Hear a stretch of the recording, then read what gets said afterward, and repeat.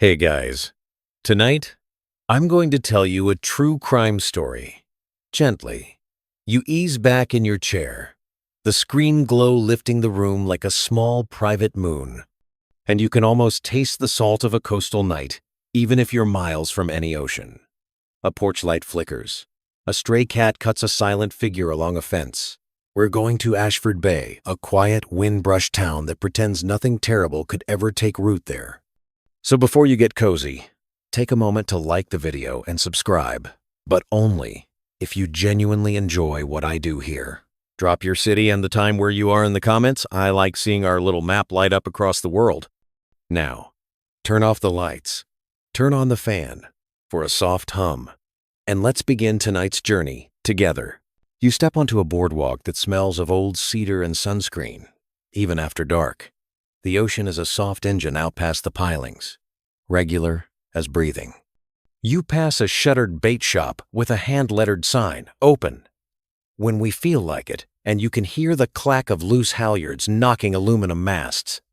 You are not a native of this place, yet you navigate it as if you were, for the town is modest in size and the history extensive, and tonight you bear it forward. You know the headline. It rattles like a penny in a jar. Cold case solved, arrest shocks community. You're here for the spaces between those words.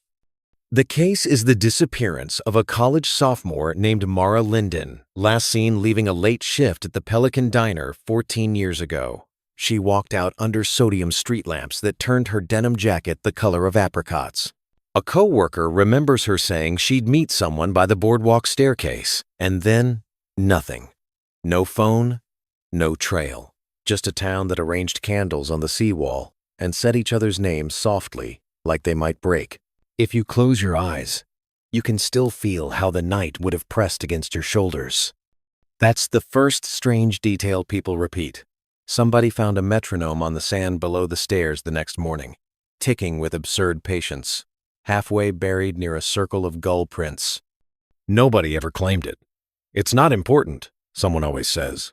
But you keep it anyway, like a pebble in your pocket that you rub with your thumb when the path gets steep. You walk past the diner and see your reflection stacked with reflections of pie slices under glass domes. A waitress inside, gray hair spun into a low bun, turns the chairs upside down on tables. She pretends not to see you watching. In a town like Ashford Bay, the story watches back. The arrest happened 2 weeks ago, and everyone is still crossing the street not to talk about it. It's a man who lived 3 blocks from the boardwalk then, and 3 blocks from the boardwalk now. You imagine him as the neighbor who returns your borrowed rake, the guy who sets out extra folding chairs at the 4th of July fireworks. The words the sheriff uses, taken into custody, are soft like towels pulled off a line. But the shock is a lightning fork, and it leaves black glass in the sand. You pause in front of the sheriff's office. Wood siding painted that municipal beige every town shares. Inside, a desk lamp stains a stack of forms, yellow. On the wall, a faded poster asks for tips. The phone number is the same as it was back then, and that alone brings a sliver of history into your palm. The North American 911 emergency number first implemented in 1,968 inches. Haleyville, Alabama still feels like a spell you can say to summon help, even when help arrives late and asks you to be patient. You roll that truth around like a marble. It feels cool and hard and real. You know what the online comments say. They say justice is a long tide. It pulls out so far, the horizon looks empty, then returns with shells no one expected. But they also say memories are unreliable, that 14 years of retelling polishes and distorts. That's the open debate you can't shake.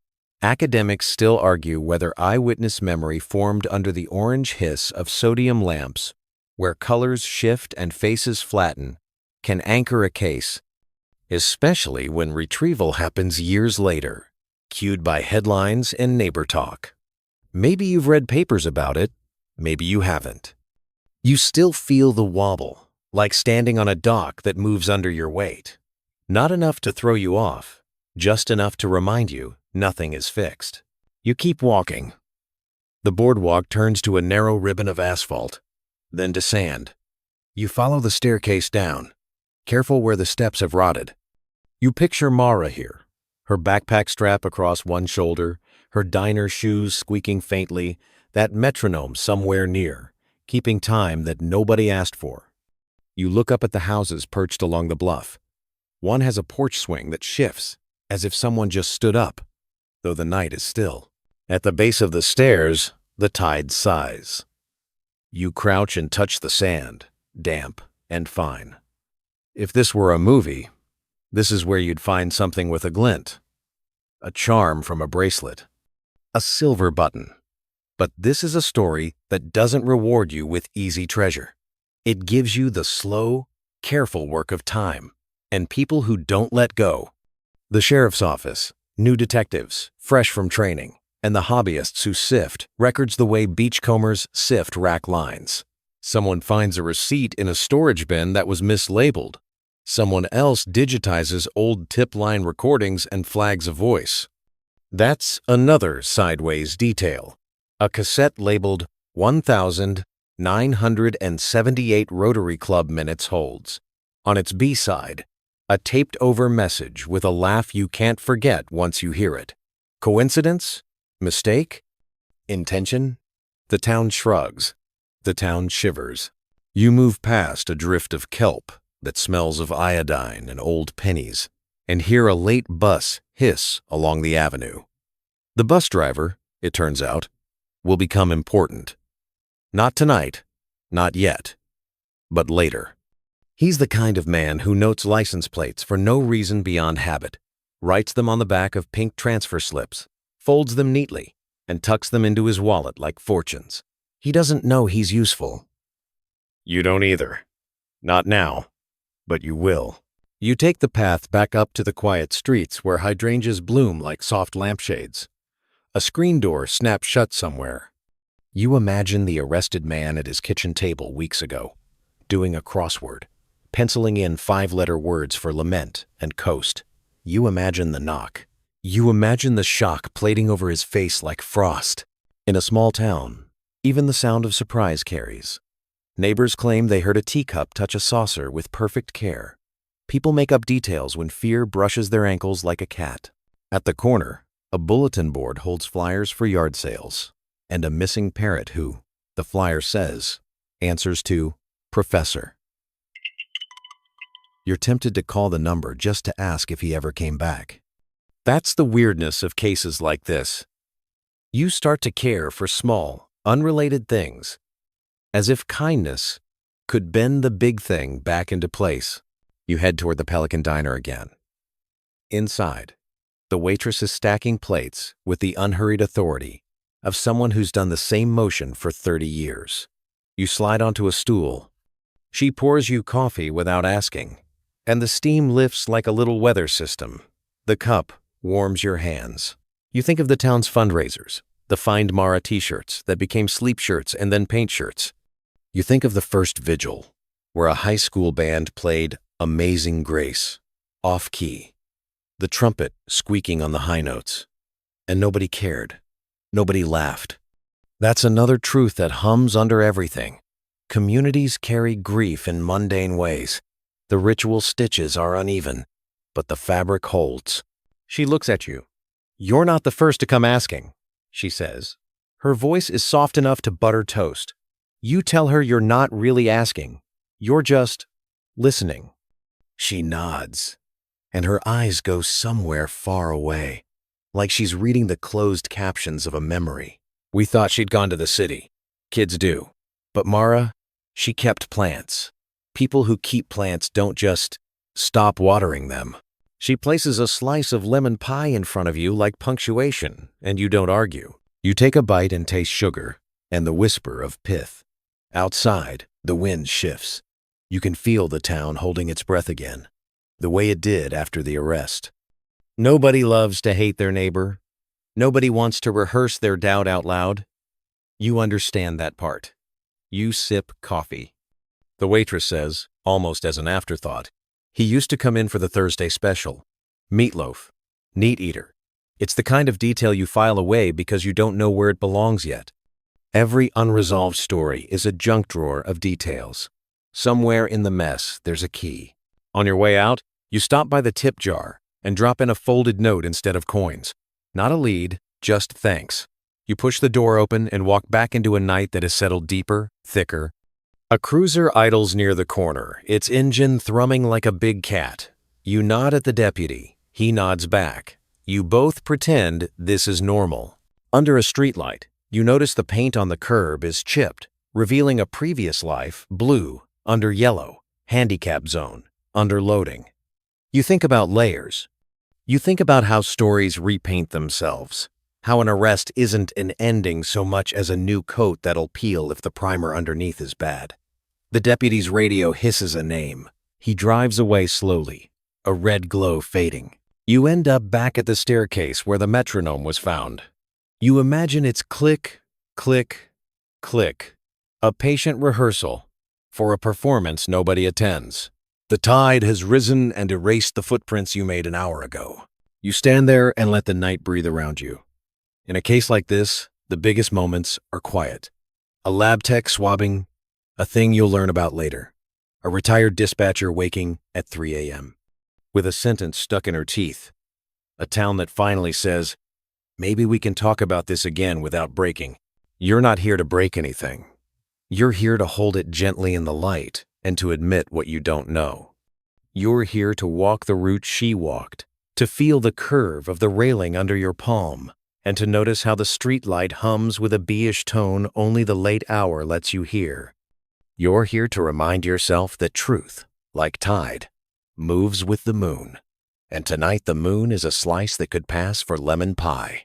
As you turn away, a gull lifts from the rail with a single impatient cry, and something small clatters down the steps. You look.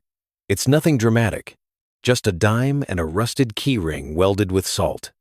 But you can't help it. Your heart ticks once like a metronome you can finally hear. You don't need to pick it up. It's enough to know the beach keeps secrets and returns scrap when it's ready. You start back toward the motel where you're staying. Lights off, fan on, notebook open. The town will dream its old dreams. Somewhere, the arrested man stares at a cinder block wall and thinks about meatloaf and Thursdays. Somewhere, the bus driver tightens a rubber band around a stack of transfer slips. Somewhere, the waitress waters a pothos vine with a chipped mug that says, "Best Aunt," and watches the leaves shine. You carry all of it with you into the room where the ocean becomes a hush behind glass, where the desk lamp draws a tidy circle of gold, where your pen waits at the top of a blank page, and you realize you're not alone with this anymore. You never were. The map of comments in your head begins to glow. You sit. You breathe. You write the first line, and it isn't a sentence so much as a promise. We will keep listening until the story tells us what it is. You wake to the hush of the motel and the slow, dependable tick of the wall unit fan. Morning is a pale coin, slipping under the blackout curtains. You open your notebook, and the night pours back in like coffee. The boardwalk's cedar breath, the clack of halyards, and the metronome buried in sand. You lace your shoes and step into a day that pretends to be ordinary. You move through Ashford Bay as if you're learning a song. Verse: the diner's neon hums. Chorus: the gulls heckle without mercy. You drift toward the county courthouse, where the air smells like toner and furniture polish. People here walk in small triangles, front door to clerk's window to bench, keeping their lives neat. The bulletin board has changed overnight. The flyer about Professor, the missing parrot, is gone, replaced by a notice that the courthouse will be closed for a heritage parade this Saturday. You picture marching bands, a quilt of local pride stitched along Main Street. That detail sticks because the timing is wrong. A celebration next to a wound that isn't scabbed over yet. You find the deputy from last night in the corridor, shuffling a deck of forms. He recognizes you, with that small lift of the chin. That means you've been filed under, harmless. You're the one who just listens, he says. You nod. He tells you, the sheriff is in with the DA. He doesn't say, "You can't wait," so you do. And the waiting becomes part of the story, a kind of soft persistence, like an ocean against pilings. While you wait, you study a framed photo of the town's old lifeboat station, all clapboards and courage. It burned down in 1952. A volunteer points out when she breezes past, and for a second, the date is a bird in your hands. The sheriff appears eventually, a polite gravity in human form. He's not here to charm you, but he's also not here to stop you. You ask no questions that require a no comment, and he answers the questions you don't quite ask. The arrested man, Grant Holloway, was brought in without incident. Holloway, there's a neatness to the name, like a hallway with the wind running through it. The sheriff doesn't say what they have, not exactly. He uses words like breakthrough, analysis, and collaboration. He has the tone of someone balancing a tray of glasses. He also says this: the past leaves footprints, even when we think the tide took them. You step outside with this weighted sentence in your pocket. The sky is a cotton sheet you could pull smooth. You walk to the bus depot because you can't stop thinking about the man who saves license plates. The depot is a humble brick building that pretends not to notice when people cry in its bathrooms. Inside, a pot of coffee cooks itself toward bitterness. Schedules are taped on a corkboard with pushpins shaped like little suns. You ask for the morning shift supervisor, and a woman with a braid so tight it could tow a car leads you into a room lined with metal lockers. "You probably want Henry," she says. "He's retired, but he's here more than he was when he worked." She isn't wrong. Henry is organizing a drawer of rubber bands like he's designing a museum exhibit. He looks up at you and smiles from beneath a cap that says Cape Cod, even though you're nowhere near Massachusetts. "Collector's item," he says, tapping the brim. "Found it in a thrift store." He listens while you explain. And then he does something you don't expect. He doesn't show you the transfer slips right away. He shows you a photograph. It's the bus depot in 2011, a summer day, sun bleaching the concrete pale. In the foreground is a rack of umbrellas that have outlived their owner's reign. "I keep things," he offers. And then he hands you a small stack of cards. Each card has a date, a time, and a neat row of numbers and letters. You don't know what you're looking for, but you understand that these are little rafts built against forgetting. You find a plate from the night Mara disappeared. You find another from the following day, early morning, in the dim hour when the world is a rumor. Henry didn't write the make or model. He's a plate guy, not a car guy, but the numbers rhyme with something you don't yet know. You ask if you can photograph them. He nods. He tells you a story, and it seems like a sidebar, but it isn't. The coin-operated viewer on the boardwalk, the big metal binoculars that swallow quarters. One summer, they ate 27 Canadian coins in a row. A kid discovered that if you wiggled the handle a certain way, the machine would spit the quarters back, so the town ran on recycled views for a week. "All that looking," Henry says, "and none of it cost a cent." You file that under strange economies, and later it will matter in a way you can't guess yet. You step back into daylight with copies in your phone and coffee in a paper cup that whispers when you squeeze it. The town keeps offering you pieces that might click into a picture. You're careful. You're gentle. You know pictures can lie. The library is your next stop, because libraries anchor you. They smell like paper and polite determination. The librarian here has a name tag that says Nora and a sweater that looks like a field of wildflowers. She points you to the microfilm machine with a kind of fond exasperation reserved for old friends. You scroll through headlines, school board debates, bake sale triumphs, and the sports page that makes every victory sound final. You arrive in 2011, and the world telescopes. There's the vigil photo, candlelight turning faces to mild moons. There's the sheriff's early statement that says no sign of foul play, in a font that has delivered that sentence since Gutenberg. What rattles you more than the old stories are the small ads around them. A coupon for a car wash, a classified for a used piano, and an announcement that the lighthouse will switch to an LED bulb to save energy. You know the historical truth tucked inside that one. The first practical LED was demonstrated in 1962 by Nick Holonyak Jr. And decades later, towns like this replace old lighthouse lamps with efficient diodes that reach across the same dark. Tiny things with big light. You let that line glow a second in your mind. It's not a clue, exactly, but it's a rhythm. Progress, humming under nostalgia. Nora returns, with a box labeled Oral Histories. You seem like a listener, she says, setting it down with the care you'd give a kitten. Inside are CDs burned from tape recordings of longtime residents. You slide one into a library player, and a voice floats out. An older woman telling the story of the old lifeboat station fire, how they served lemonade to the volunteers at dawn, and how the smoke smelled like old rope and summer. It isn't your case, and yet it is. This is the town teaching you its grammar. In another recording, a high school janitor talks about a tradition. Seniors sign the underside of the auditorium stage with a Sharpie. Scribbles in the dark. A map nobody sees. You wonder if Mara's name is there. You wonder if the arrested man ever sat in that auditorium and felt an itch between his shoulder blades. You leave the library with a different posture, attuned to signatures under things. Afternoon has slipped in.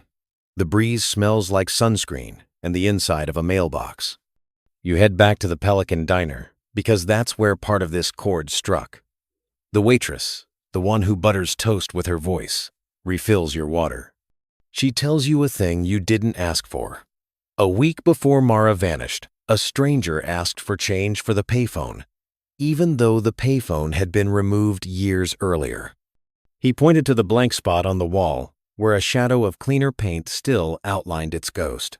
He acted like time would obey him, she says, then laughs at herself for being dramatic. You don't laugh. It's an odd detail, but odd details like this are often the teeth on the key. A bell at the door announces a man in a cable-knit sweater the color of fog. He sits 2 stools down and stirs sugar into coffee like he's negotiating with it. People say his name without saying it. You hear Grant and Holloway in careful halves. Nobody looks at him straight on. He looks tired in the way of quiet men who have learned to keep their edges polished. He orders the Thursday special, even though it's not Thursday. And when the waitress says, "We can do that," you feel the room recalibrate around a simple kindness. He eats neatly. You look away. You are not here to be a voyeur. You are here to be a vessel. The sheriff's words keep ringing. Collaboration. Analysis. You think about what that means now. A lab far from here. A database with more entries than there are people in this town 1,000 times over. The historical truth returns like a buoy line. The FBI's Combined DNA Index System, CODIS, launched nationally in 1998, linking local crimes to state and national profiles. Later, investigative genetic genealogy made headlines in 2018 when the Golden State Killer suspect was identified using public genealogy sites. These are facts, not arguments. The argument is elsewhere.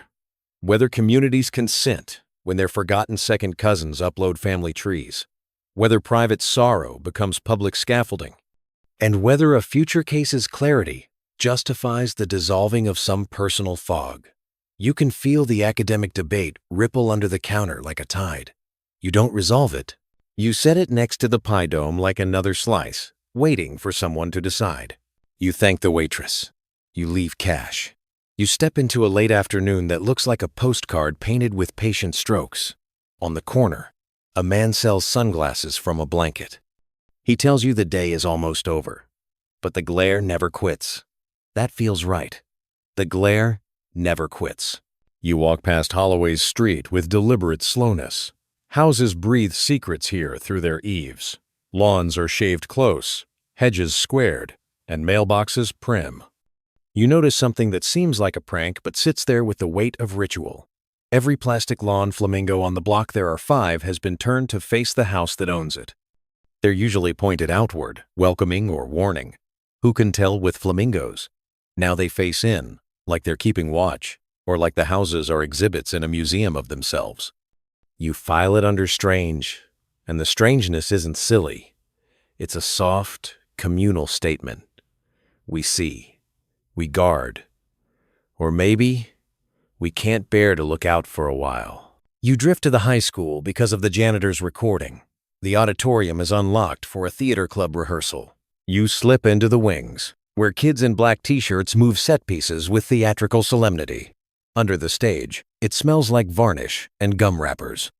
You shine your phone light on beams and see what you came for.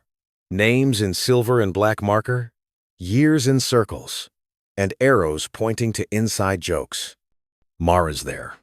The tidy script of a 17-year-old who still dots her I with full moons.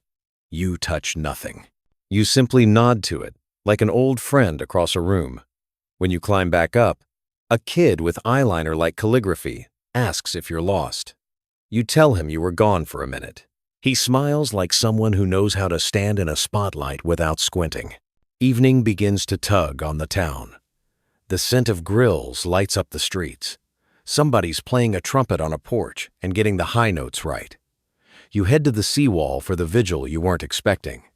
Someone posted in the town Facebook group, "Nora will tell you later," showing you the screen that they wanted a quiet hour, where no one said the words case or evidence, just names of good things.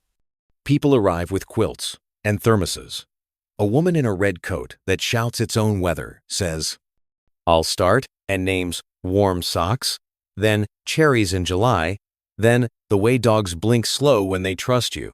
You add finding a signature in the dark, and someone behind you says, "Amen," very softly. This isn't your usual kind of fact, but it's the only kind that keeps people's spines straight. A man you don't know sidles up and asks if you're media. You say no, you're something else. A listener who sometimes narrates. He nods, like he expected that. He asks if you've heard the theory about the metronome. People think a lot of things. This one is new. Jazz musicians leave metronomes on stage as a charm. He says, a habit, to keep time on your side. Maybe someone carried one as a fidget, a tick they could measure against their own pulse. It doesn't explain anything, and it explains everything. You smile because you like a theory. That's all rhythm. He hands you a cassette tape. "It was in my dad's tackle box," he says. "He died in 2012. We keep not going through his stuff." A sticker on the tape says Boat Party 2004 in bubble letters. Your fingers know before your brain does. Things hide in irrelevant boxes. The way that the Rotary Club Minutes cassette whispered something else on its B-side.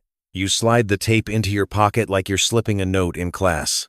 The sheriff drops by the vigil, not as a sheriff, but as someone with hands and a head that needs the quiet. He doesn't stay long.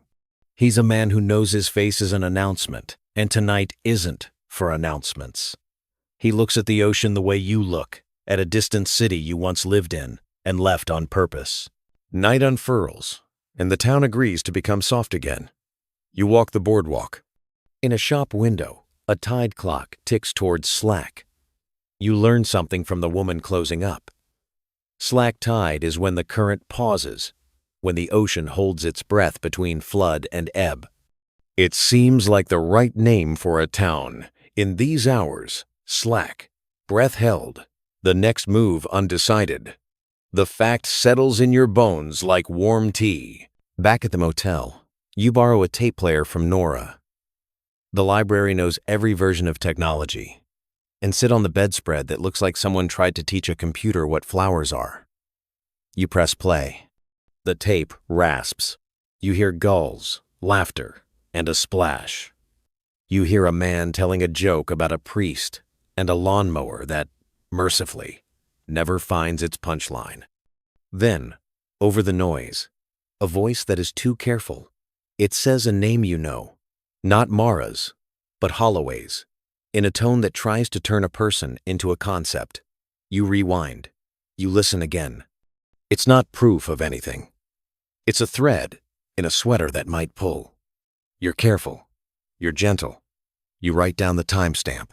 You think of the academic debate again. The one that hums under all of this like a refrigerator you don't notice until it stops. How much of a life becomes public when a crime crosses its threshold? Scholars argue about balancing community safety with individual privacy. Law reviews stack footnotes like sandbags, pointing to cases where new tools shine light, and cases where light doesn't mean warmth. People in Ashford Bay don't stack footnotes, they stack casserole dishes. But the debate is here all the same, in the way eyes slide off Holloway's face, in the way your phone fills with messages from strangers who begin with, "I don't want to cause trouble, but..." You stand and stretch. The tape keeps spinning in your mind. You hear the metronome under the gulls, the bus hiss, and the soft clink of a teacup against a saucer on the night the knock came. You jot down a list that isn't a list so much as a cadence. Staircase, metronome, plate numbers, Thursday meatloaf, flamingos turned inward, Mara's name under a stage, LED lighthouse, slack tide. The objects of the case are small enough to fit in your pockets. The weight of them makes you walk with care. You step outside for air. The motel courtyard hosts a family of potted palms, pretending the climate is on their side. A cat you've never seen wanders through like it pays the lease. From somewhere, a radio plays a song from high school that you didn't like then and love now because it survived this long with its silly chorus intact. In the distance, a siren wakes and thinks better of it. The town rolls onto its side and exhales. When you crawl back into bed, the fan's hum turns into a kind of seashell to your ear. You begin to speak the day into the camera inside your head. It's what you do when the light is off, but the story wants a light of its own. You tell the invisible listener about Henry and the Canadian quarters that bought free views, about Nora's oral histories, about the lawn flamingos that decided to face their own windows, and about a cassette labeled Boat Party that might be a disguise. You remind them gently of the historical truth you pocketed the rise of CODIS in 1998 and the leap of genealogy in 2018 and the way new methods make old things feel suddenly audible. You admit you don't know what the tape means. You admit that not knowing is not the same as being lost. You close your eyes and picture the staircase again. Damp sand, the curve of the railing under your palm, and the metronome ticking, not like a threat, but like encouragement. Keep time, keep going. In the distance, a foghorn speaks in syllables too patient for people. You match your breath to it and let the room become the soft outline of a place that is trying very hard to tell you its secret without breaking itself to do it. You aren't here to break. You're here to wait in the quiet, to lay your ear on the rail, to hear the faint, important click that tells you the train is coming from far away and will arrive exactly when it means to. You wake before sunrise, pulled up by a feeling you can't quite name. The motel room is cold, a kind of disciplined quiet that only coastal mornings know. Outside, fog sits heavy on the town, softening edges, houses, lampposts, and the distant masts, until everything looks like a memory you haven't lived yet. You pour coffee from a styrofoam pot and let it taste like burnt paper and salt. Today feels like the hinge between what you've known and what you're about to. You pack your notebook, the cassette, and a handful of folded notes, your map of half-clues. The road to the sheriff's office is empty, except for a jogger who nods without slowing, earbuds glowing like fireflies. The sheriff is already there, coat slung over a chair, looking as though he never left. He listens as you speak, his eyes somewhere between respect and fatigue. When you mention the tape, something in his face changes not alarm, but recognition. "You should come with me," he says. The evidence room smells like cardboard and climate control. Boxes are labeled in black marker, years running along the shelves like a calendar no one updates. He pulls one down, 2011 Linden, and sets it on the table. Inside, photographs, reports, a small plastic bag with a dime, and a corroded key ring, the same pair you saw last night. You look up, and he says, "Beachcombers found it years ago. No prints. He doesn't ask how you knew. You realize this case has been whispering through every detail you've touched, waiting for someone to hear the harmony. He takes the tape, threads it into an old player, and presses play. The gulls return, the laughter, the joke without an ending. Then that careful voice again, steady, practiced. It says, "You're sure she left?" Then a pause. The kind of silence that fills with 1,000 possible answers. The sheriff presses stop. "That's Holloway," he says quietly. Recorded voice match. He doesn't smile. Justice isn't a grin. It's an exhale. He worked marina maintenance that summer. The boat party wasn't his. He was on shift. You think of the staircase, the metronome, and the night she disappeared. Maintenance workers checking the docks. Timing, rhythm, tools that tick. The case tightens like thread pulled through fabric. It makes sense. And it doesn't. You feel relief and nausea in equal measure. The sheriff closes the box. "He confessed last night," he says, voice flat as a page. "Said it wasn't supposed to happen. Said she slipped. The town will call it an accident.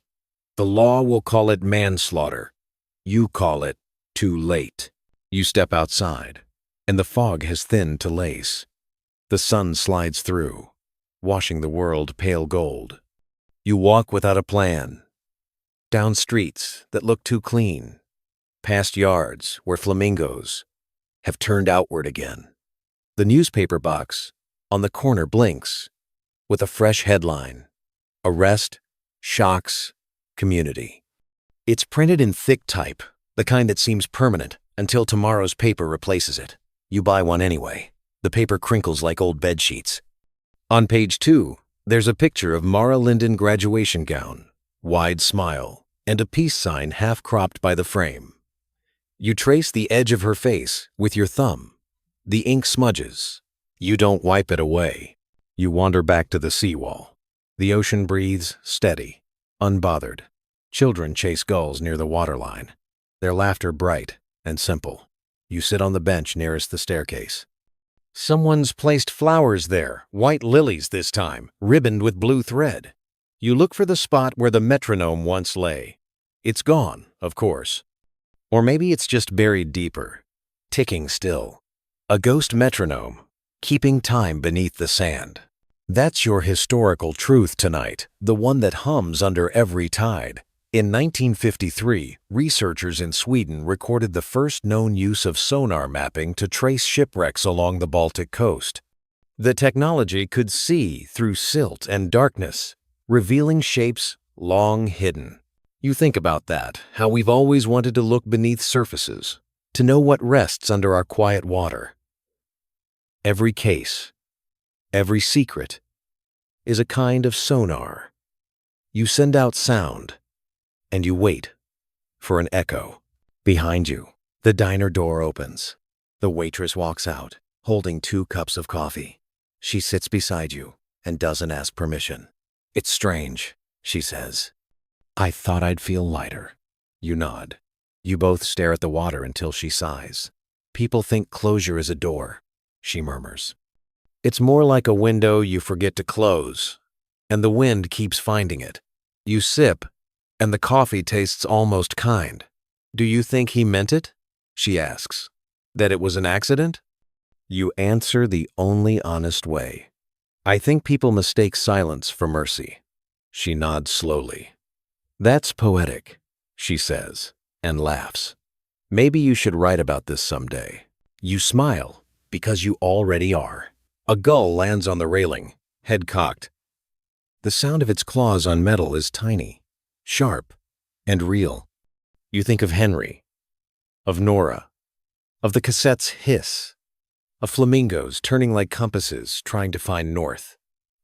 You think of Mara's name under that stage, safe in the dark. The town will march its parade this weekend, brass glinting under banners that say Heritage Days. Maybe they'll play a song she used to hum. Maybe they won't. But the tune will still belong to her, just a little. You walk home, or to what counts as home tonight. The motel hums the same soft note it did on your first night here. You sit at the small desk, open your notebook, and start to write, not as a reporter or a sleuth, but as someone keeping rhythm with the tide. You write about the truth that finally surfaced, about how time isn't the enemy, it's the slow rescuer. You write about a community learning to speak again without whispering. You write until words blur into something gentler than sentences. The fan turns slowly, the lights dim, the town exhales. Somewhere, under layers of sand and memory, the metronome finally stops ticking. Or maybe it never did. You can't be sure. The difference doesn't matter anymore. You close your notebook and let the ocean do the talking. The tide rolls in and out, like a heartbeat, steady, forgiving, endless. The night softens again, as though the world itself wants to shush you. You lie back, the pillow cool, the hum of the fan stretching each second into something slower, wider. The sound of waves fades to a whisper so gentle it might be your own breath coming back to meet you.